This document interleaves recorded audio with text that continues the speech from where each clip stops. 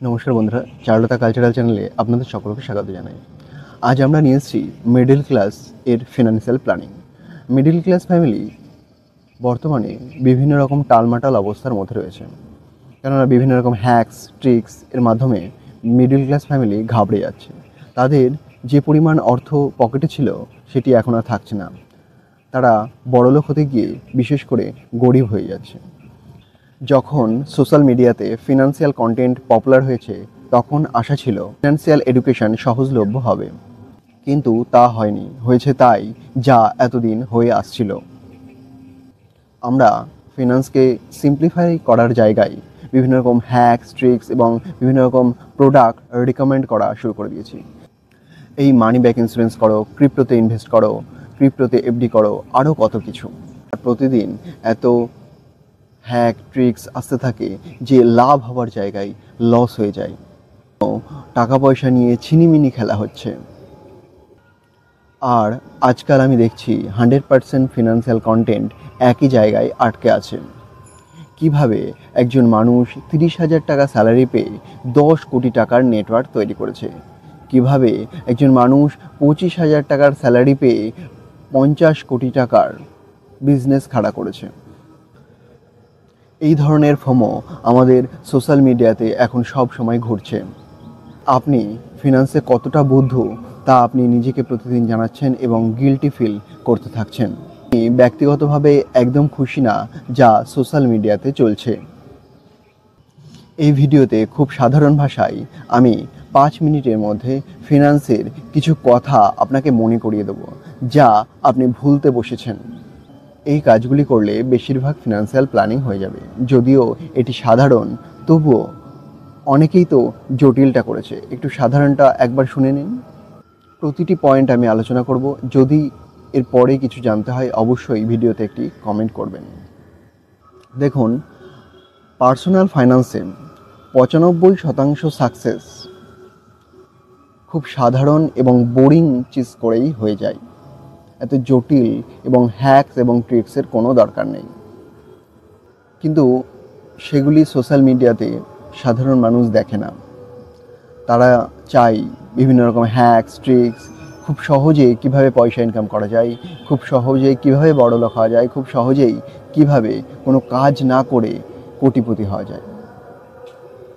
এই কারণেই বিভিন্ন রকম ক্রিয়েটাররা এই ধরনের কন্টেন্ট ছাড়ে যে কোনো কাজ না করে কিভাবে আপনি বড়লোক হবেন, বা এই কাজ করলে আপনি খুব সহজেই বড়লোক হয়ে যেতে পারবেন, অথবা এই কাজটি করলে আপনার এত টাকা বেঁচে যাবে।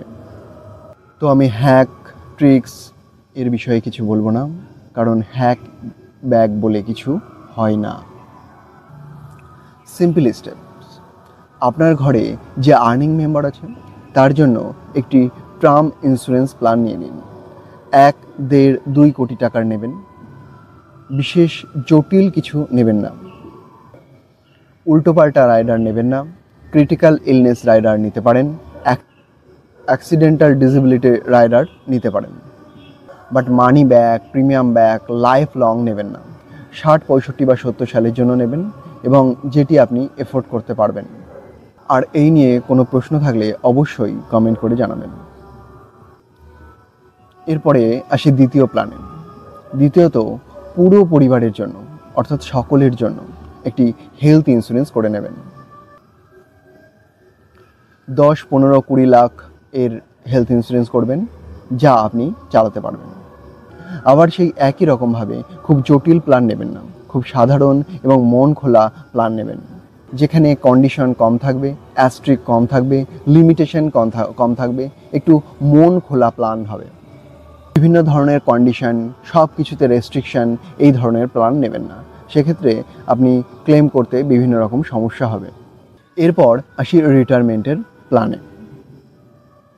রিটায়ারমেন্টের প্ল্যানের জন্য আপনি প্রথমেই ন্যাশনাল পেনশন স্কিম বা এনপিএস করে নেবেন। ফ্রিতে ওয়েবসাইটে বিভিন্ন রকম রিটায়ারমেন্ট ক্যালকুলেটর অ্যাভেলেবেল আছে। আপনি আপনার প্রয়োজন অনুযায়ী এটুকু অবশ্যই আপনি বুঝতে পারবেন।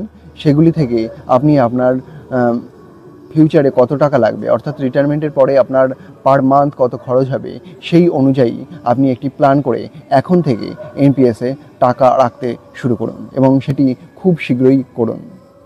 এনপিএস নিয়ে কোনো রকম ডাউট থাকলে অবশ্যই আপনি এই ভিডিওতে কমেন্ট করে জানাতে পারেন। যদি আপনার কন্যা সন্তান থাকে এবং 10 বছরের নিচে, তাহলে অবশ্যই সুকন্যা সমৃদ্ধি যোজনা করে নেবেন। এর থেকে তার ফিউচার প্ল্যান হয়ে যাবে। আর ছেলে থাকে তো সেক্ষেত্রে আপনি একটি প্রভিডেন্ট ফান্ড বা পিপিএফ করে নেবেন, সেক্ষেত্রে তারও একটি ফিউচার প্ল্যান হয়ে যাবে।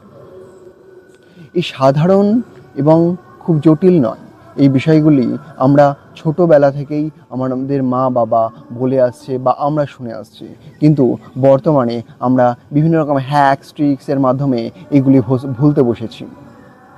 যা বলা হয় ভারতে ফিনান্সিয়াল প্ল্যান ছিল না, তা একদমই ভুল। ওপর সবই ঠিক ছিল, কিন্তু বর্তমানে আমরা বিভিন্ন রকম ভুল করছি। বিভিন্ন রকম গ্যাম্বলিং, বিভিন্ন রকম ফিউচার অ্যান্ড অপশান, বিভিন্ন রকম ভাবে আমরা নিজেদের অর্থকে বিলি করে দিচ্ছি, দান করে দিচ্ছি।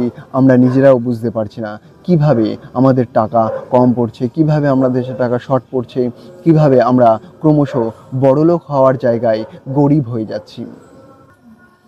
আগে সকলে বেসিক সব ঠিকই করতো, এখনকার থেকে অনেক কম গড়বড়ই করতো তারা। এই বিভিন্ন রকম এফএনও বা গ্যাম্বলিং করে তাদের পয়সা ওড়াতো না এবং তাদের একটি প্ল্যানের মধ্য দিয়ে, একটা সিম্পল এবং সাধারণ প্ল্যানের মধ্য দিয়ে তারা জীবনযাপন করত। তাতে সন্তানরা সকলেই এখন ভালো আছে এবং সুস্থ স্বাভাবিকভাবে একটি জায়গায় পৌঁছেছে। গেমের জুয়া বন্ধ, চল ট্রেডিংয়ের জুয়া খেলি, এই ধরনের কাজ করবেন না। এই ধরনের জুয়া খেলা থেকে নিজেকে মুক্ত রাখুন এবং ভালোভাবে সুস্থভাবে বাঁচতে এই প্ল্যানগুলো আপনি করে রাখুন। এছাড়া আরও বলে রাখি যে যদি আপনাকে এর পরেও টাকা বেঁচে যায়, অর্থাৎ এর পরেও আপনার হাতে যদি কিছু অর্থ থাকে, তো আপনি প্রথমেই ইমার্জেন্সি ফান্ড করবেন। ইমার্জেন্সি ফান্ড হবে আপনার মাসিক স্যালারির 6 মাসের ফান্ড আপনি এমার্জেন্সি ফান্ড হিসেবে কোনো একটি ব্যাংকের অ্যাকাউন্টে রাখতে পারেন, যেখানে একটি এফডির মতো ইন্টারেস্ট দেবে এমন।